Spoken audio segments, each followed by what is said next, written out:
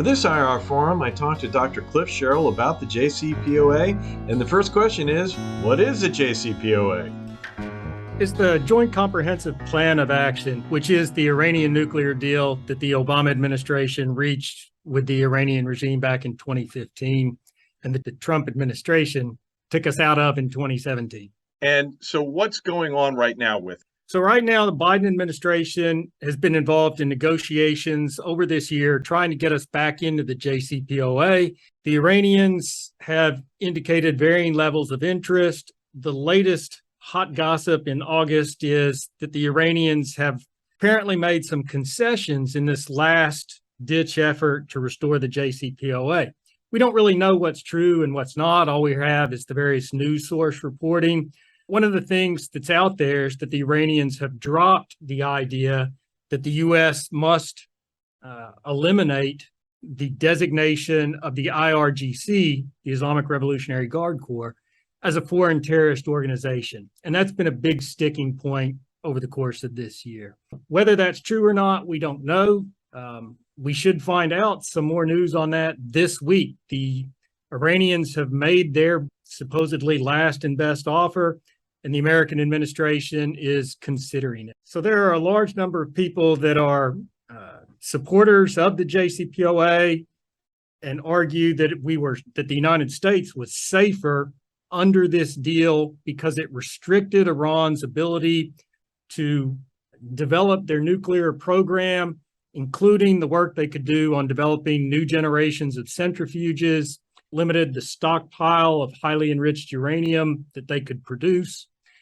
It ensured that the International Atomic Energy Agency, the IAEA, was monitoring their nuclear program. Supporters of the deal really think this was a good thing. It extended the breakout period, that is the period, from day one that it would take Iran to develop a nuclear weapon.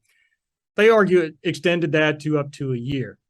Those who oppose the JCPOA say there's a lot of problems with this deal. Number one, the verification measures aren't very tough. How can we trust that the Iranians are actually complying with it, not cheating on the deal at some secret site, as they have in the past with the Fordow facility that we discovered? The JCPOA did not include provisions on ballistic missiles. And so from the Western standpoint, we thought that the Iranians had agreed not to work on ballistic missiles that could be delivery systems for nuclear weapons. And in the field, that's typically considered to be a ballistic missile that can carry 500 kilograms for at least 300 kilometers. The Iranians said this deal does not restrict us from working on ballistic missiles at all, and continued to work on ballistic missiles, improving the range, improving the accuracy, and this was a major complaint of the Trump administration. Big questions as to whether we should get back in the deal are: Iran has done this work on improving their centrifuges, moving from IR1, IR2, which are early generation centrifuges, up to IR6 centrifuges, much more modern technology. They've already done the work. They've already developed the centrifuges. We can't go back in time.